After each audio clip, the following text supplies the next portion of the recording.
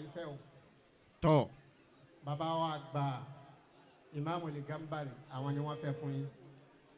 Bàbá wa gba ní Sùúrù ni wọ́n fún lọ́mọ o. Bàbá wa gba Yá Látìfù ni wọ́n fún lọ́mọ. Gbogbo àwọn àgbàlagbà wa wọ̀nyí. Níjọ́ tóbìnrin bá fẹ́ ṣe bó ti tó. Ẹ má jẹ́ ó máa bó ti máa o. Bàbá wa gba ní Gàmbàrì ni sọ fún yín. Ìtì jẹun ni wọ́n ń pè lóbìnrin o. Ẹ má ya àwọn baálé tí wọ́n mọ tíyàwó wọn ń jẹ tó ṣe pé ìyàwó wọn ló mọ tí ń jẹ. Àwọn baálé kan wà tó ṣe pé obìnrin ní bọ́ wọn. Kì í jásí pé wọ́n ní. Bẹ́ẹ̀ bá ti jẹ tó dáa. Ẹ já máa rí lára ìyàwó yín. Ànábì ló sọ bẹ́ẹ̀. وبرا بوالدتي ولم يجعلني جبارا شقيا والسلام علي يوم ولدت ويوم أموت ويوم أبعث حيا أيا من كلما نودي أجابا. Allah. Ọba tó kọ́wá kó wá wa sàlùkáwà ní pé ogun wa tá a bá ti ń pè òun máa dá wa lóhùn. ومن بجلاله ينشي سحابا. Tí ogun wa bá ń wá títóbi látàrí tóbi Ọlọ́run yìí, ká gbóhùn sókè ká pariwo ọba náà dáadáa. Ká ní Allahu Akbar. Allahu Akbar. وكلم في دجى موسى بلطف. Nínú iṣẹ́ tọ́lọ́wọ́n ọba yìí ti ṣe, òun ló rán ànábì Musa níṣẹ́. Musa ń gbóhùn Ọlọ́run gbọ́ tiẹ̀. كلام ثم ألهمه لخطابا. Ọba tó kún ànábì wa Musa lórí iṣẹ́ tó rán. Àbí Ọlọ́run ọlọ́mọdàbà kún àwọn àlùfáà wa náà jálẹ̀. أيا من رد يوسف بعد بعد.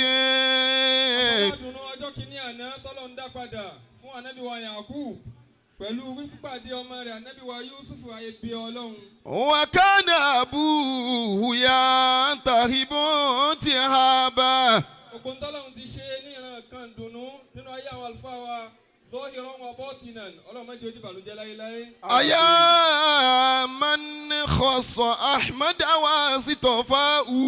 Afọlá ìkún lọ́wọ́ Ọlọ́run tọ́lọ́run fi kún ànábì òun ló rán ànábì níṣẹ́ ó rán níṣẹ́ pẹ̀lú mu'jizatul kubra ọba tó kún ànábì náà mọ́tàbá kún àlùfáà wa jálẹ̀. وآتاه الرسالة والكتابة. Ọlọ́run rán ànábì síjọ ńláńlá sílùú ńláńlá sí gbogbo ayé ọba tó kún ànábì náà mọ́tàbá kún àlùfáà wa jálẹ̀. وقربه وسماه حبيبا.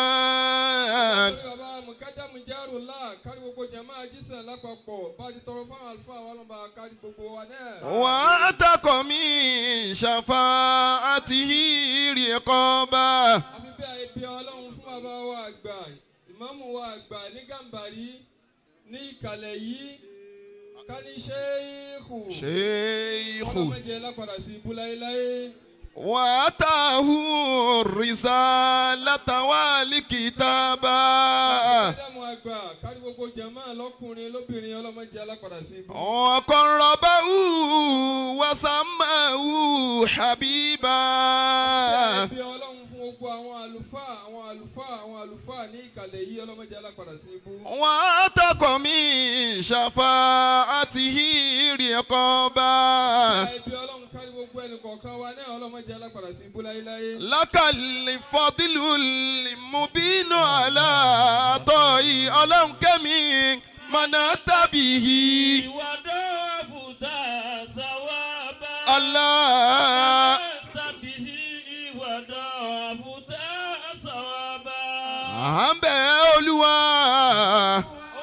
lórí Olohunkemi. Àmín. à ń bẹ̀ Olúwa àmín lórí Olohunkemi. Àmín. má jẹ́ kan sí wí má jẹ́ kan sí sọ nídìí iṣẹ́ Olúwa. Àmín. Àwọn bẹ̀ Olúwa. àmín Lórí Olohunkemi. àmín Àwọn bẹ̀ Olúwa. àmín Lórí Olohunkemi. àmín.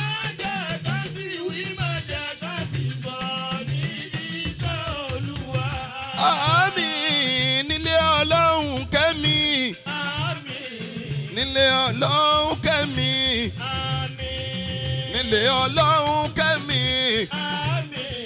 nílé Ọlọ́run kẹ́mi àmì ká má gbàwé ẹ̀kún ká má ṣàárẹ̀ nílé Ọlọ́run kẹ́mi. Àmín. Àmín. Àmín. Àmín.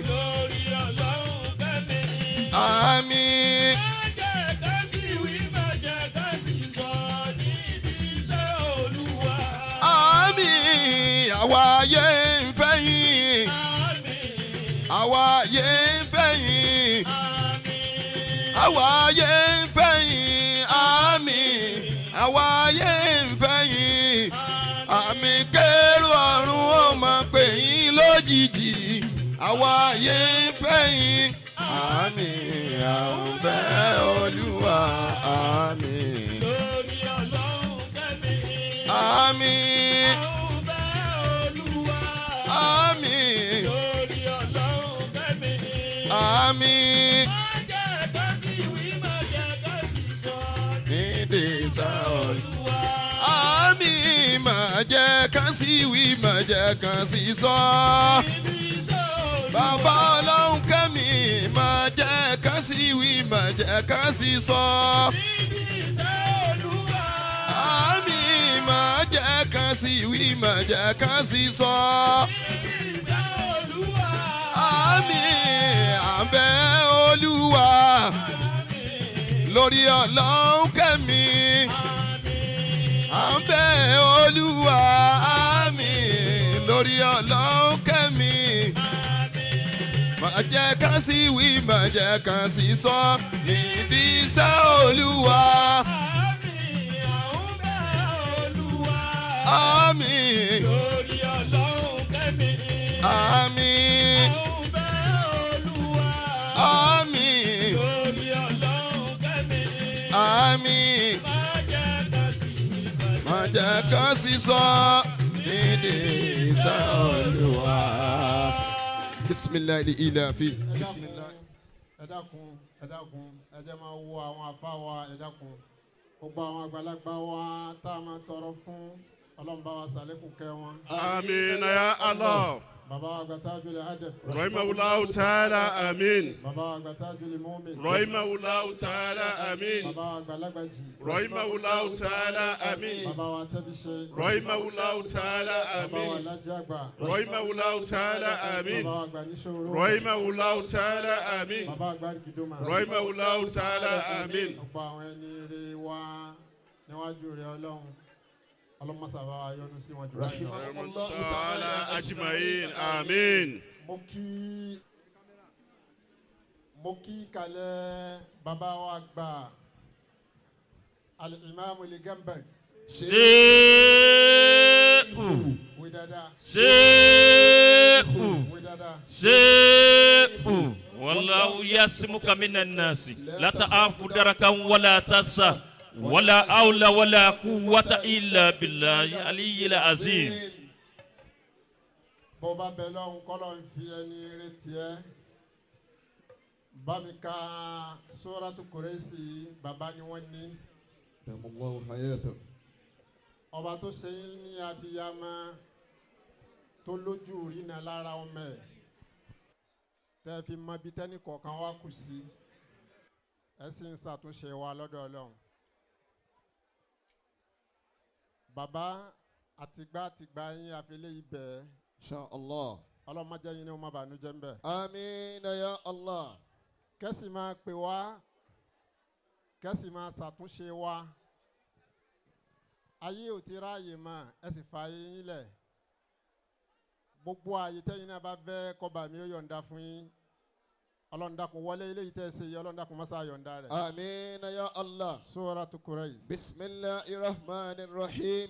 لإيلاف قريش إيلافهم رحلة الشتاء والصيف فليعبدوا رب هذا البيت الذي أطعمهم من جوع وآمنهم من خوف آمين. ìjókòó yín ni mo fi kí gbogbo àwọn àgbàlagbà wa lọ́tún àti ní àlàáfíà yín pé wa ilal hamam. بقدرة الله آمين. bàbá wa gbà mukadamu àgbà mo kí ìjókòó wọn níkàlẹ̀. قدم الله kí bàbá حياته. pé wa ilal hamam. إنسيات الله. mo wá kí àwọn àfa. الله. mo kí ọkùnrin mo kí obìnrin pé wa ilal hamam. إن شاء الله. أعوذ بالله من الشيطان الرجيم بسم الله الرحمن الرحيم أعوذ بالله من الشيطان الرجيم بسم الله الرحمن الرحيم. ọkọ ìyàwó ẹ dákun ẹ jókòó dáadáa bàbá wa àgbà ní Gàmbàrí náà ní kí n sọ ọ̀rọ̀ yìí sẹ́wọ̀ ẹ̀yìn sẹ́wọ̀ ọ̀tún yín sí ẹ̀wà láfíà sẹ́wọ̀ wájú ẹ̀wọ̀ ohun tí wàá sọ yín dà ẹ̀yin kẹ́ ẹ dá ọmọ yìí fẹ́ o. tọ́ bàbá wa àgbà ìmáàmù lè Gàmbàrí àwọn ni wọ́n fẹ́ fún yín. bàbá wa àgbà ní sùúrù ni wọ́n fún lọ́mọ o. bàbá wa àgbà yá Látìfù ni wọ́n fún lọ́mọ gbogbo àwọn àgbàlagbà wa wọ̀nyí. níjọ́ tóbìnrin bá fẹ́ ṣe bó ti tó ẹ má jẹ́ ọmọ bó ti máa o. àrọ̀bíyà kan ló lọ bí ànábì pé sallallahu alayhi wa sallam. kí ni ojúṣe wa tá a lè fi tọ́jú àwọn ìyàwó wa. وقال النبي صلى الله عليه وسلم. n tẹ́ mú lọ yìí ẹ máa wo bàbá wa àgbà ní Gàmbàrí lára rẹ̀ ṣé ẹ rí bọ́mọ oníṣẹ́ rí ìnáwó lẹ́ ń gbé lọ. bẹ́ẹ̀ ò bá mọ tí wọ́n ń pè ní ìnáwó dùnú ẹni kò lọ fẹ́yàwó kíyàwó wọn á jẹ́yàwó tó rẹwà wá láti ilé wọn ó kò bó ṣe tọ́jú ẹ̀ báwọn tó ní ṣe tọ́jú ẹ̀ tó fi wọ̀ ẹ́. lárúbáwá yẹn ló bi ànábì yìí pé kí la lè fi kẹ́ obìnrin ó wá kà á fún pé تطعمها إذا طعمت. ajabrasaki bàbá àgbà ní Gàmbàrí ní sọ fún yín ìtì jẹun ni wọ́n ń pè lóbìnrin o. ẹ má ya àwọn baálé tí wọ́n mọ tíyàwó wọn ń jẹ tó ṣe pé ìyàwó wọn ló mọ tí ń jẹ. àwọn baálé kan wà tó ṣe pé obìnrin ní bọ́ wọn kì í jásí pé wọ́n ní. bẹ́ẹ̀ bá ti jẹ tó dáa ẹ já máa rí lára ìyàwó yín Ànábì ló sọ bẹ́ẹ̀. sallallahu alayhi. وتكسوها إذا اكتسيت. Ànábì ní nínú tá a lè máa fi ṣàánú obìnrin oníkéyìn owó sùn fún kóra tó dáa fún pépélé ìbora ẹ wo bó ṣe dúró yìí ó wúyàn àbí ó wúyàn amẹ́yìn ló wú jù ẹ fún lásọ lásìkò tó bá yẹ kó wọ aṣọ. ó di méjì. ولا تضرب الوجه. ọkùnrin tí bá ń béèrè lọ síwájú kì í náwó sókè sóbìnrin wọn kì í ná obìnrin èèwọ̀ ni àmọ́ kì í ṣe èèwọ̀ lọ́dọ̀ ọkùnrin tí bá ń béèrè fàsẹ́yìn. Allah. gbogbo ọkùnrin tẹ́ bá ti rí tí bá ti ń fi ìyàwó rẹ̀ ṣeré pẹ̀lú fọ́tí á sì kí Ọlọ́run jìnà sí i. ájúwà Abdulrasaq wàlá تضرب الوجه. wọn kì í lu obìnrin èèwọ̀ ni kò sí tóbìnrin lè ṣe ẹ tọ́jú ìyàwó yín dépò kó fi mọ̀ tẹ́ ń bá ń bínú pé lágbájá ń bínú ni láì sọ̀rọ̀ mọ̀ bọ̀. ولا تقبح. èèyàn kì í sọ̀rọ̀ burúkú sóbìnrin Ànábì ló sọ bẹ́ẹ̀ obìnrin máa ń hùwà ọ̀rọ̀ àmọ́kùnrin sọ níjọ́ tínú bá bí àwọn ọkùnrin gidi ní tá máa ń sọ ni pé mo bọ́ tọ́jú ẹ̀ ẹ má sọ tí ó wàá wò ó pé ah ṣé pé mo tún ní irú nǹkan báyìí tí ò dáa lára Ajá Abdulrasaq má ṣe bẹ́ẹ̀.